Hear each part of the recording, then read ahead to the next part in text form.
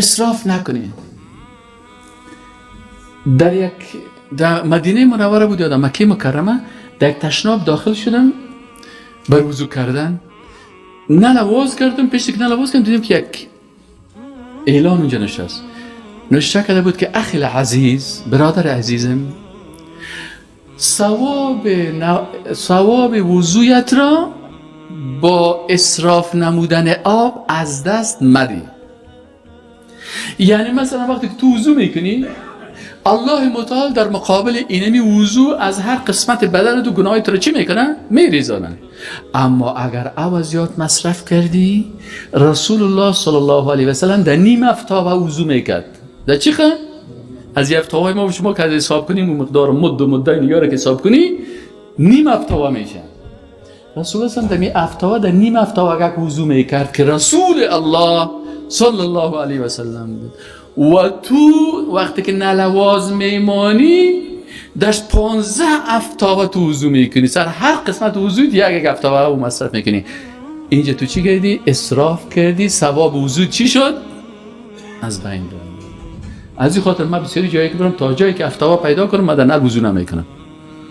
و توصیه ما همیشه این است که برادر با مسجدها افتاوه بگیرین عوض نل. چرا در نل بعضی کسا زگه میگه که تو میکنه باز که نلش چالان است که باز این قرار گرفته باز تو ریش خود باز کمک هوا میگیره باز در دیگه خلال ریش نداره. رسول الله هم خلال میکرد. این میگه نه من بیغ ریش خود باید چی رو برسانم؟ از پیغمبرم که باید 2 متر پیش بره. این بدعت کار است. کل بدعت ضلال. هر بدعت در دین چی است؟ اقتصاد در اسلام هست و بیش از 100 آیت در چی هست؟ در اقتصاد است. و این میره علمای اسلام به نام حاکمیت تشریع الله در اقتصاد بیان کردن و این میره ما نظام اقتصادی اسلام بگیم. اگر کسی یک آیت اقتصاد در قرآن انکار میکنه ای از دایره ایمان چی میشه؟ خارج میشه. ما مکلفیت داریم باید که قرآن چی کنیم؟ کلش قبول بکنیم.